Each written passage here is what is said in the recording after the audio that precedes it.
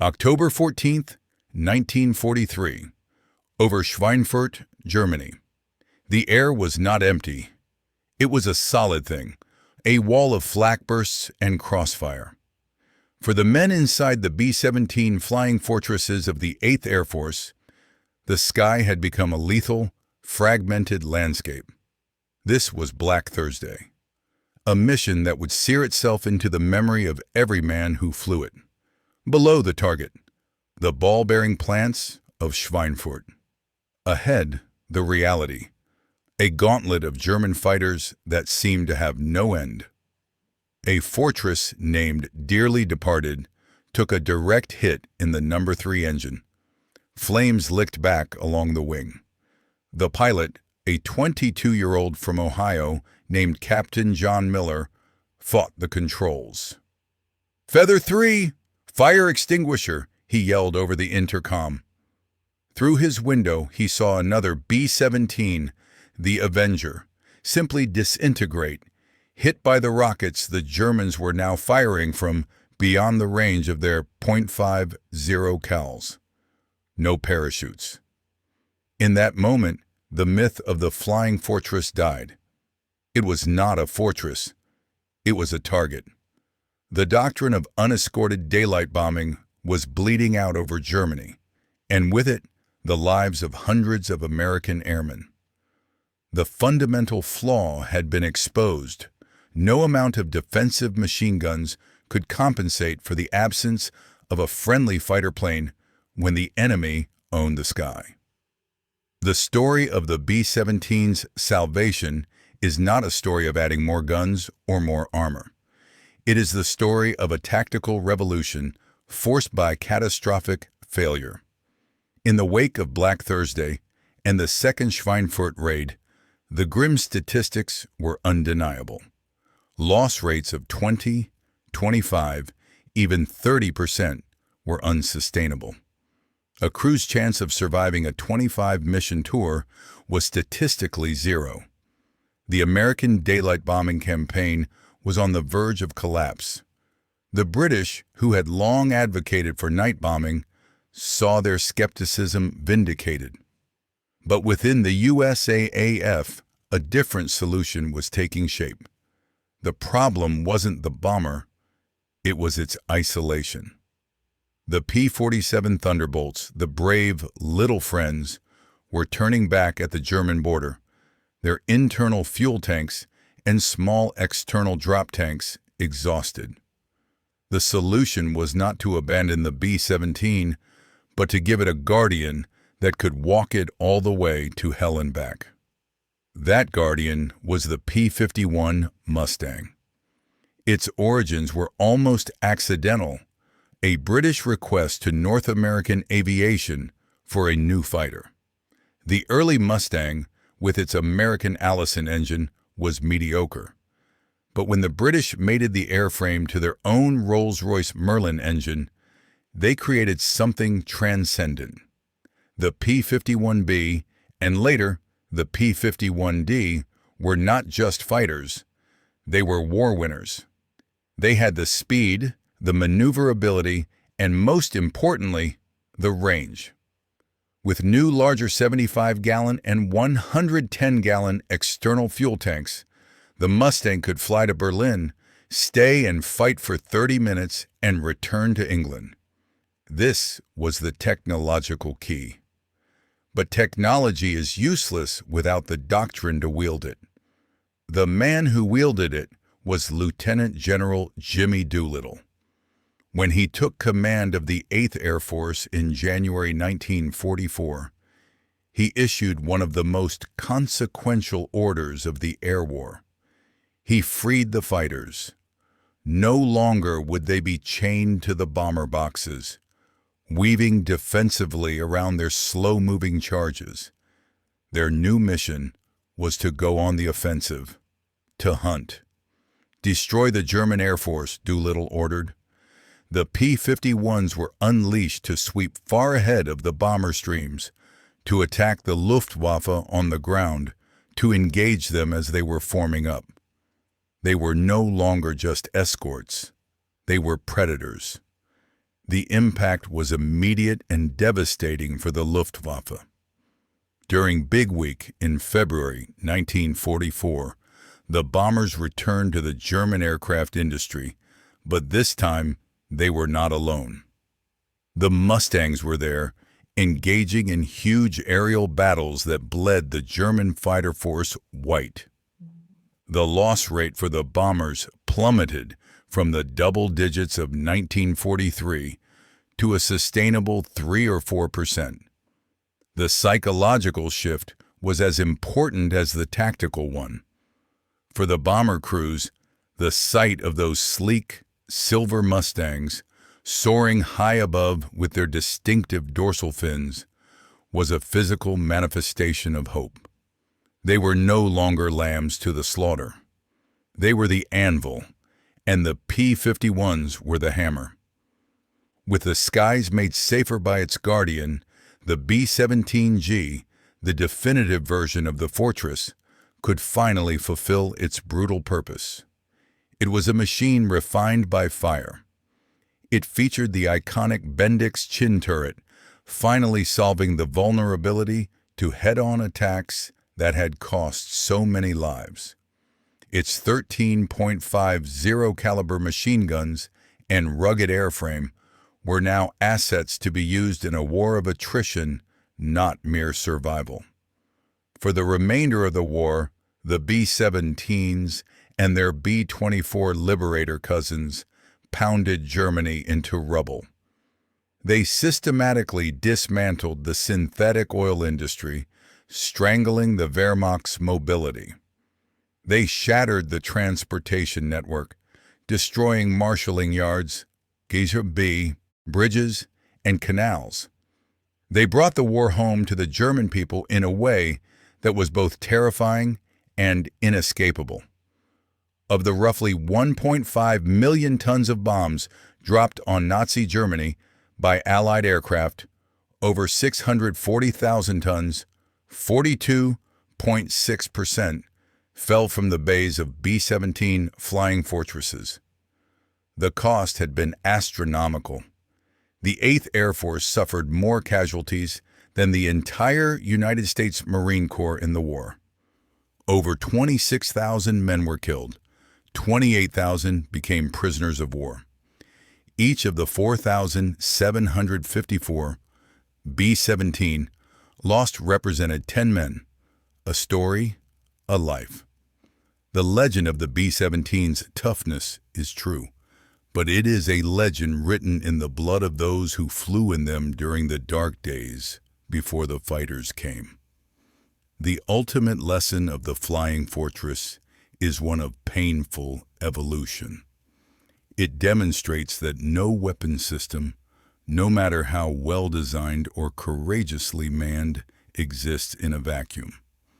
The initial American doctrine was flawed not because the B-17 was a bad aircraft, but because the premise of the self-defending bomber was a tactical fantasy.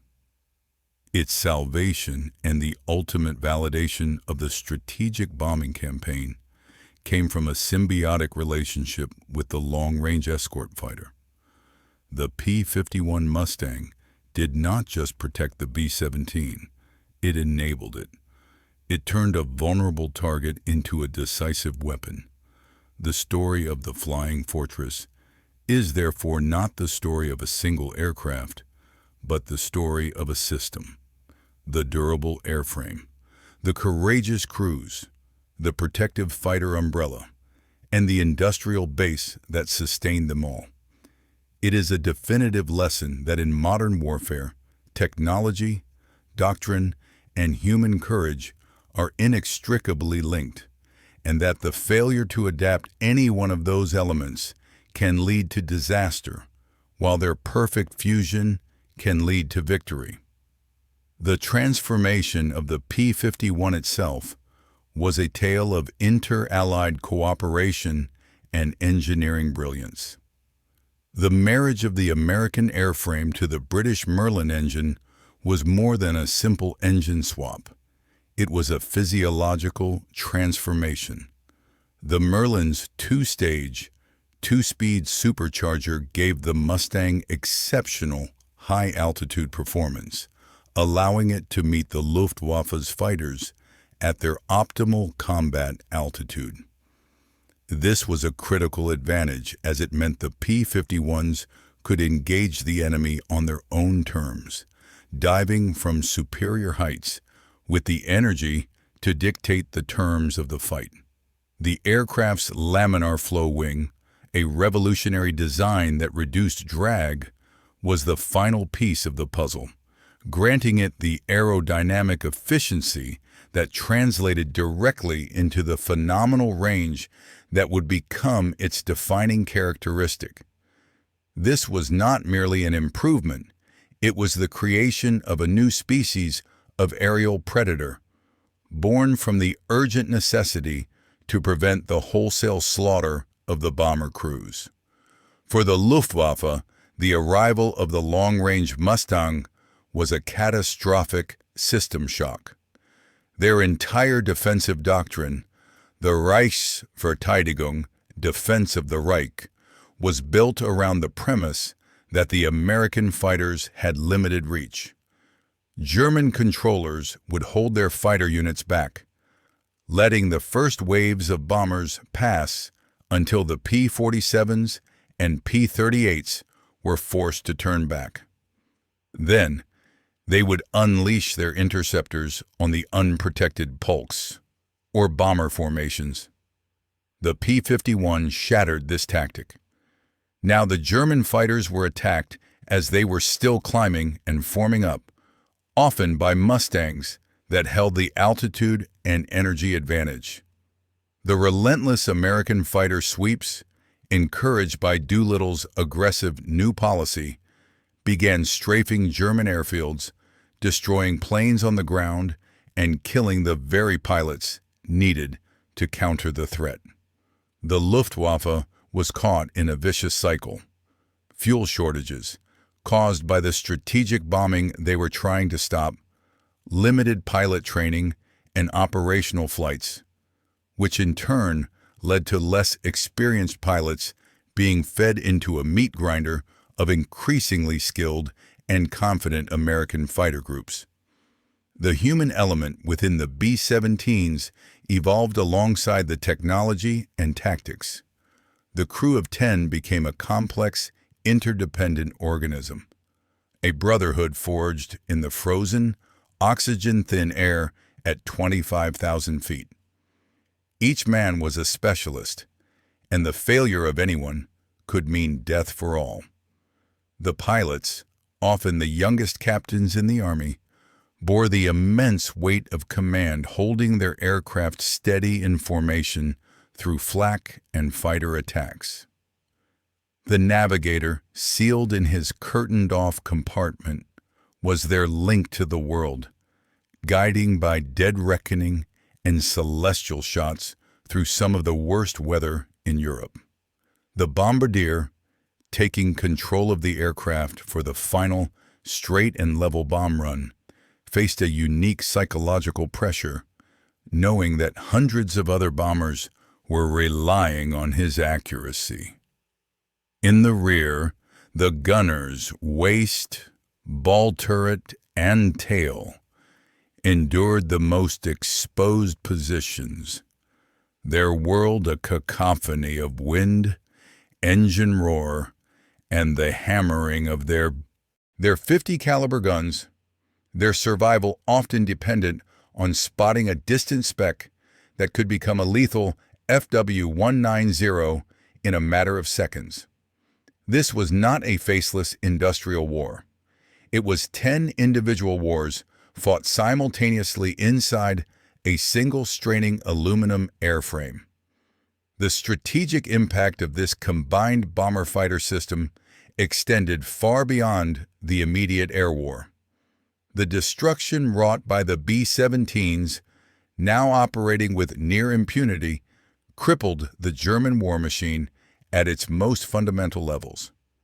The oil campaign systematically targeted synthetic fuel plants and refineries. By the summer of 1944, German fuel production was a fraction of its former self, grounding planes and immobilizing panzer divisions at critical moments, most notably during the Normandy landings and the Battle of the Bulge.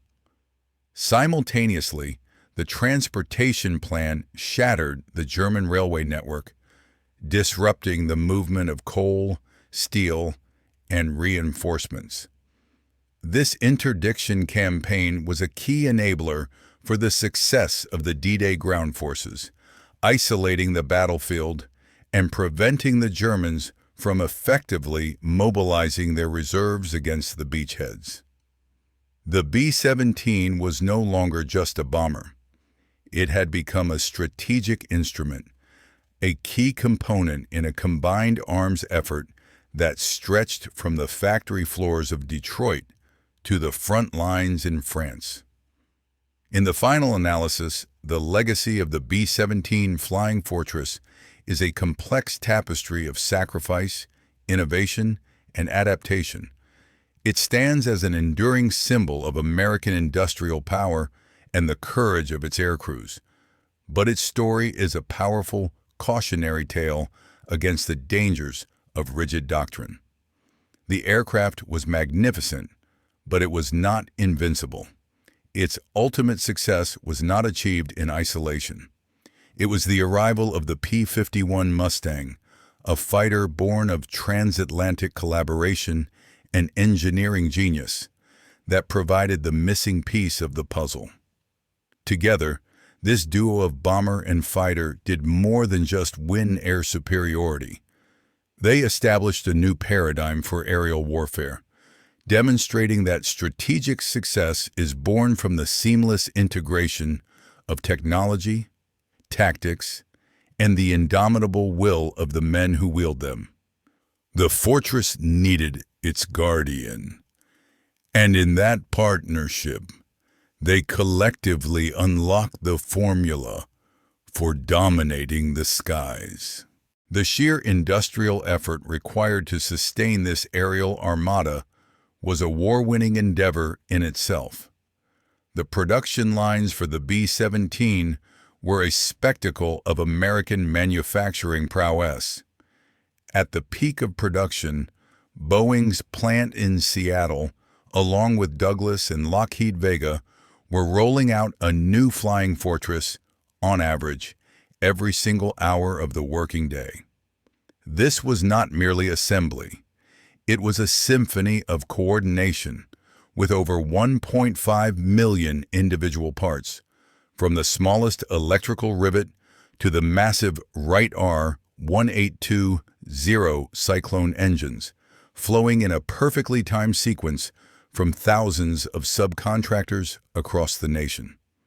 This logistical miracle extended across the Atlantic via the Arnold Scheme, a massive undertaking to ferry finished aircraft from factories in the United States to operational bases in England, often flown by young pilots on their first long-range navigation, braving the treacherous weather of the North Atlantic to deliver the tools of war.